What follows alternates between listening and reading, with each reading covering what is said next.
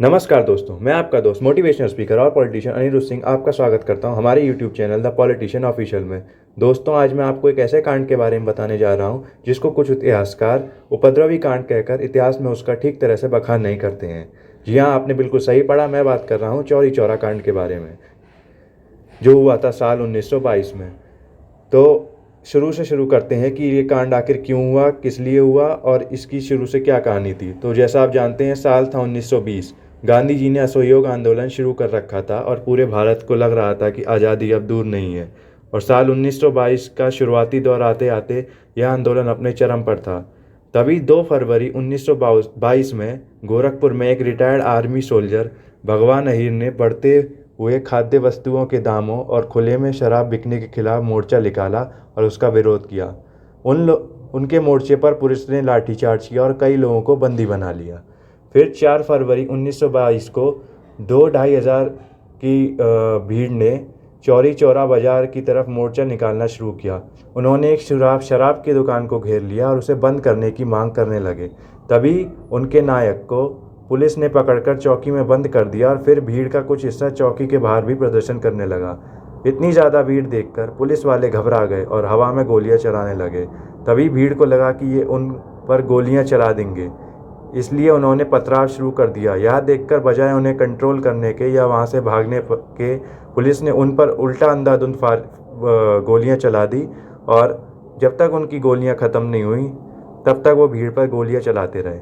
इसमें भीड़ के करीब 26 आदमी मारे गए। इन गोलियों को चलता देख भीड़ बेकाबू हो गई और उन्होंने उल्टा पुलिस वालों पर हमला कर दिया और पूरे थाने में आग लगा दी, जिसमें 23 पुलिस वाले मारे गए।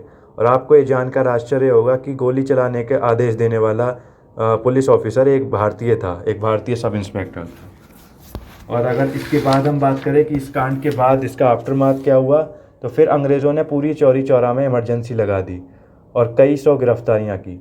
12 फरवरी 1922 को गांधी जी ने असहयोग आंदोलन यह कहकर वापस ले लिया कि देश अभी आज़ादी के लिए तैयार नहीं है, और उस समय कांग्रेस के ज़्यादातर बड़े नेता जेल में थे। और यह आंदोलन उस समय वापस लिया गया जबकि पूरा देश उनके असहयोग आंदोलन के साथ खड़ा था और आज़ादी शायद हमें उस समय मिल सकती थी। हमें और 27 या 28 साल का इंतज़ार ना करना पड़ता। अब हम बात करें कि ट्रायल और एग्जीक्यूशन, यानी कि इस कांड के जो दोषी थे उन पर क्या क्या चार्ज लगाए गए और उनमें से कितनों को फांसी हुई। तो कुल 228 लोगों पर दंगा भड़काने और सामाजिक समरसता को खतरा पहुंचाने का मुकदमा लगाया गया, जिसमें से 6 लोगों की मौत तो पुलिस कस्टडी में ही हो गई।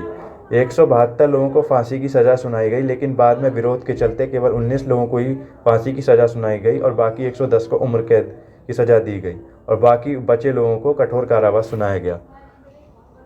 और हम बात करें इस कांड की स्मृति में बने स्मारकों की, तो पुलिस वालों की याद में 1923 में अंग्रेज़ों ने एक स्मारक बनवाया, जिसमें आज़ादी के बाद जय हिंद और जो लिख दिया गया उस स्मारक पर। 1973 में चौरा चौरी शहीद स्मारक समिति ने एक मीनार उन लोगों की याद में बनवाई जो फांसी पर चढ़ाए गए थे इस कांड के बाद। और गवर्नमेंट ऑफ इंडिया ने भी एक स्मारक और लाइब्रेरी और म्यूज़ियम बनवाया है गोरखपुर में इन शहीदों की याद में जो जिनको फांसी दी गई थी इस कांड के बाद और जो उस भीड़ में शहीद हुए थे उनके लिए भी।